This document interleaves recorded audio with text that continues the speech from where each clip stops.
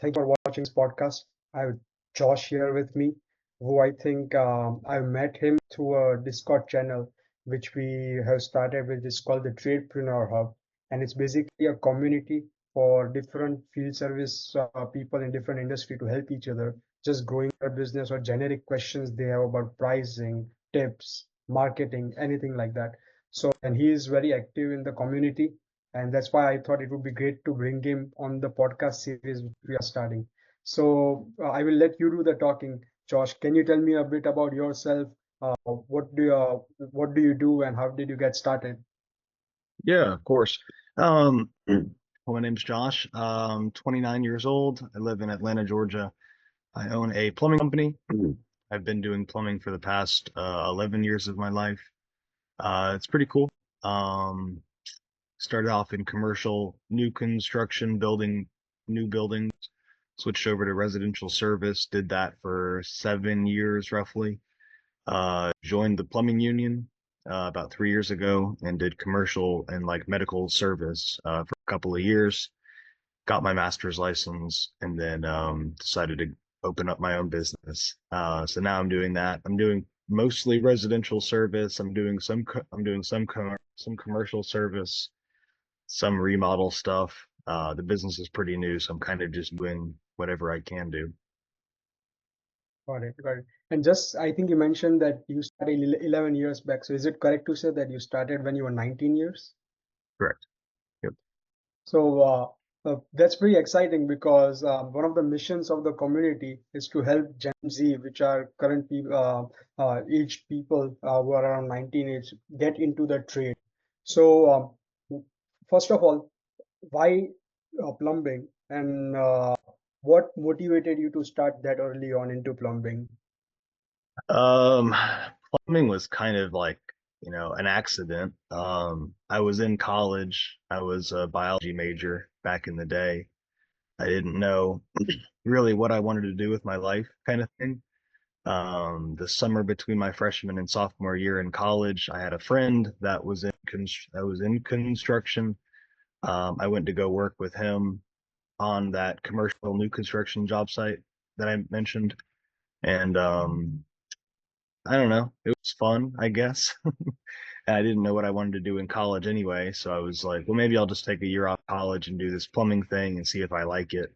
It was fun to get involved with something like that. And then I just after a year, I learned more about plumbing. I got a little better at it, and I switched over to residential service.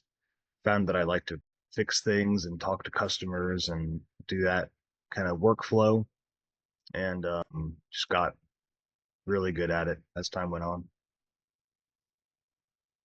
Right. And so, was there anything specific you remember when you were starting out as a very young guy into plumbing? Most challenging thing, like something that, hey, like, Yeah, for sure. I mean, I didn't come from like a mechanical background. Like my dad wasn't a plumber, my dad wasn't a electrician, any of that stuff. My dad works for, well, he's retired now, but he worked for TSA, which is like the, security guys at the airport. So he's just not a mechanical guy. So I didn't grow up knowing like what, an impact wrench was or knowing what a pipe wrench did. I just didn't know that stuff. So probably the most challenging thing for me when I first started plumbing was like knowing all the tools. Of course, I didn't know the different kinds of pipe and the different measurements for pipe and why we would use copper versus PEX, why would we use steel versus polyethylene, that kind of stuff. But you learn that over time. got it. I know where you're coming from because even if I visit Home Depot store for a small something like a screw or something, I Yeah. feel I'm screwed up because it's like a mission to find it. So, Yeah. what was your go-to resource? How did you learn about all these tools and just get started with it? That is like start somewhere. Like, what was your start somewhere point? Yeah. YouTube has came a long way.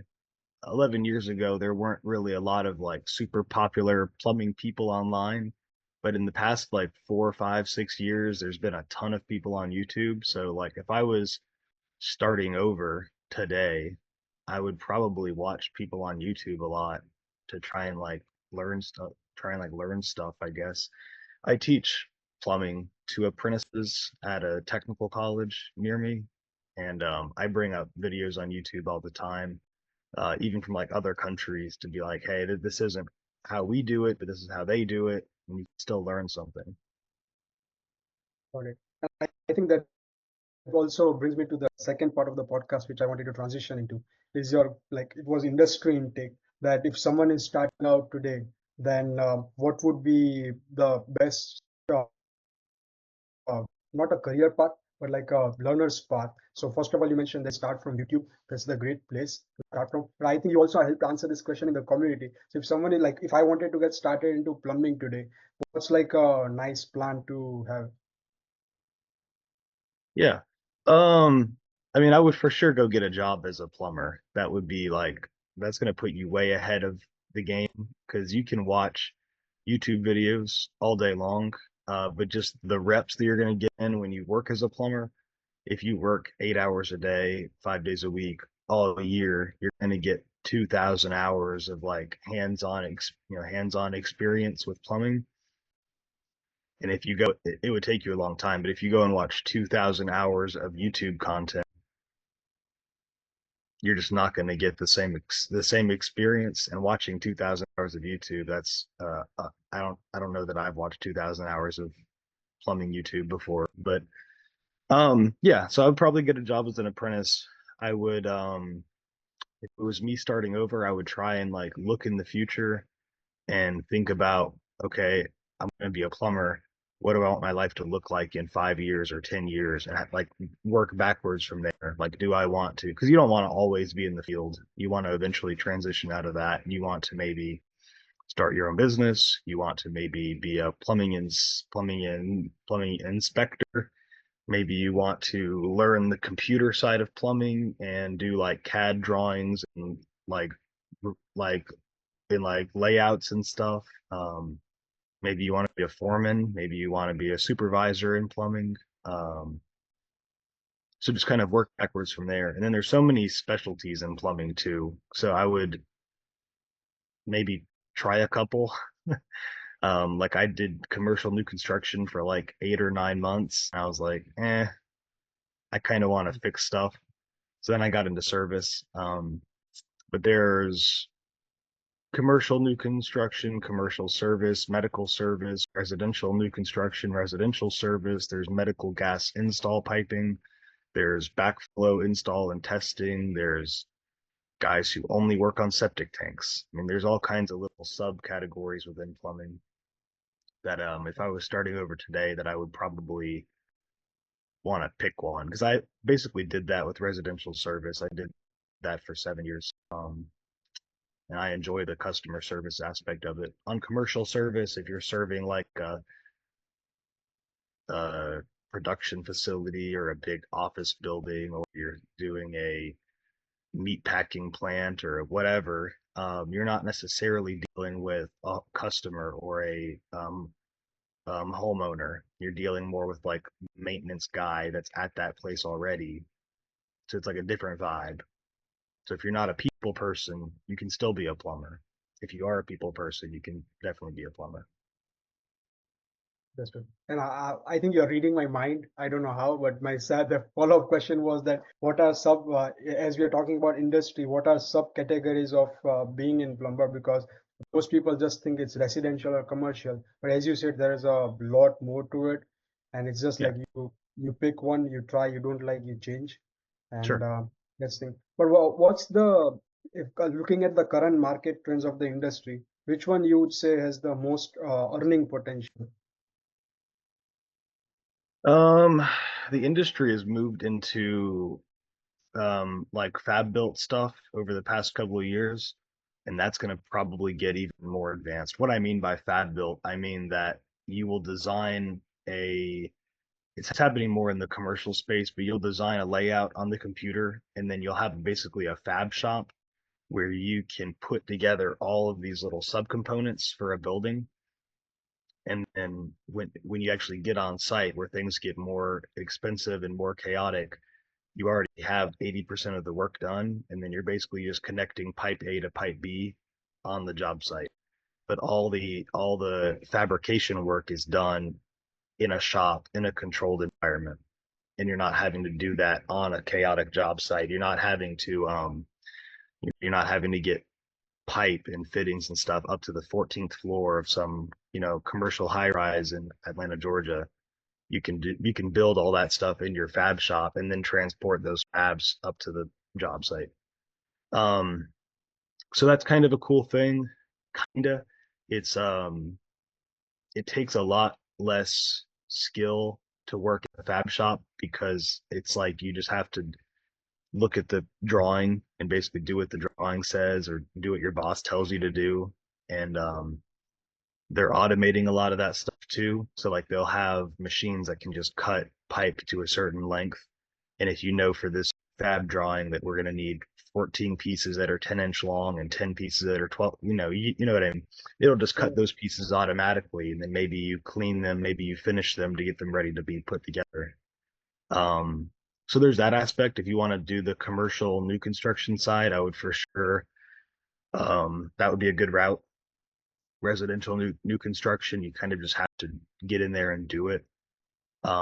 Service is, I'm a little biased because I've done mostly service, but I think service is like a higher skill level in plumbing because you not only have to like put the system together, and know how it goes together, but you also have to know how it works. Because if somebody calls you and says, I have a problem, my problem is XYZ, you have to be able to look at the system and understand how it functions to be able to diagnose what's going on and then, have a good fix for it. And just following on what's popular and what you said, so there's two sides to it. I think there is one, like if you see preferences wise, if someone is starting out for long term, there's always an option that you do just yourself doing everything. That's of course if you are 100% owner of it, whatever however many jobs you do, everything is all yours to take. And there's also a bigger side to it that you start to make a team out of it. You act as a dispatcher or a admin, and then you have a bigger client base and bigger reach. So, which one do you prefer or fit in? And then, what's your thoughts on those two? Yeah, the dispatcher kind of role, that's more of like what a like a plumbing business owner would kind of fill that role. Like if like for instance, I have two trucks. I'm in one of them, but I have another employee that's in the other one. So if somebody calls, well, imagine I was a bigger company. Imagine I had 20 trucks Yeah. one day, right? But imagine that's where I was. Somebody calls in, I can dispatch one of my 20 plumbers to go fix that issue. Um, to get to that position, that's hard to get into. Um, it's not really like a like entry level type thing. A lot of states, you have to be licensed in order to contract and bid for plumbing work. So in a lot of cases, you can't just start your own plumbing company all by yourself. If you have more money, you can bypass a lot of that stuff. You can hire somebody who's licensed, and you can of course own a plumbing business. You can't contract for work unless you're licensed. So you could own a plumbing business, hire someone who's licensed, and then kind of go from there. But that would take a ton of capital investment on the front side. The other option obviously is just getting on the tools, which is probably how most plumbers start. Probably 99% of plumbers start, and that's just as simple as getting a job in plumbing. And they need plumbers, so there's jobs out there. Atlanta, there's for sure plumbing jobs here. Um, I'll be hiring an apprentice in the summer if anyone's interested. No, that's a good nudge out there. And just following up on that, you said you yourself with another a team member, and you are growing slowly. So, what does a day in your life look like? What does if someone was to write a diary on Josh for a day, what would it look like? Yeah, sure. So the company that I do, we specialize in like residential service, probably 70%, and then maybe commercial service, the other 30%. I have two employees. I have another plumber, and then I have a customer service representative, someone that answers the phone. She's really great. She works from home.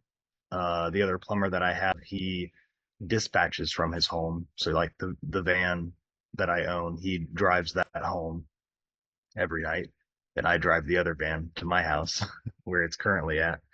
But we'll have a schedule. We shifted some stuff around to be closed today, so tomorrow we're pretty slammed. But the customer service rep, like today's Wednesday, obviously, so Tuesday night before the customer service rep is done for the day, she will dispatch the first call of the day to the plumber, which would be me and the other guy. Um, and so how your day would start, um, first thing in the morning, you would load up your software. You would say, hey, okay, I got this job. It's at such and such address in Midtown Atlanta. They have a uh, toilet that's making a weird noise or whatever, you know. So then you go there and you diagnose the issue, you talk with the customer, you propose some fixes, whatever you can do for it. Customer says yay, nay, whatever they say. You do the work if there's work to be done. And then when you're getting ready to wrap up, um, you'll text the customer service rep to let her know that, hey, I'm getting ready to wrap up. And then um, she'll dispatch your next job to you, and you kind of do that workflow. Um, Me as the business owner, that's what I also do. But then there's other stuff on top of that. There's maybe I'll have to contact a supply house. Maybe we have a big job. Like I'm in the middle of a like big remodel right now. So there's a architect that I'm working with on that remodel. Um, and he always has questions. So occasionally he'll interrupt my work and call me. Occasionally if it's not urgent, he'll shoot me a text message. So in between calls, I'll respond to stuff like that. Whenever jobs are coming in, the customer service rep kind of handles all that, like answering the phone, getting the job booked, all that. We have a couple of like processes for how she does that job. Um, like like basically like basically like triaging the calls for what is the most important thing to do, and then like proximity, like if we're already in one area of the city and there's another job that's like right there, um that can be a factor sometimes too. So and then once I get done with all that stuff, I mean, there's admin work that I have to do occasionally. There's I have a meeting once a month with my bookkeeper, um to just keep all my books in order. um I use QuickBooks Online for my books and for the books, on that front. It's pretty simple. And then there's just always the planning for the future. Calls with the marketing company that I work with, tweaking the lead generation that I do to keep work coming in. Um, I'm planning for van number 3, probably in the summer, probably in June, July, August, somewhere in there. We'll see. I'm planning on hiring an apprentice. I'll have to do uniform orders next month or two. So there's admin type stuff that I have to do in the back end. And right now I'm probably working, 60 to 80 hours a week on average, because I'm working in the field 35, 45 hours a week typically. And then I'm probably kicking another maybe 20-ish hours on the back end ish. That varies though. Yeah, looks like the tough part of the job. That's what I'll say with the admin work and the field work. But is there a software for you to converge all this information? Because you just said that there's jobs, there's admin, there's Yeah. scheduling. So what do you use a field management software, or how do you deal with that? Yeah. I use House Call Pro, which is the customer resource manager, whatever they call it. It's a CRM, but it's really cool. I got on that software. I've been on that software for probably 6 months now. I did that just before I hired a plumber because I was previously doing it on pad and paper.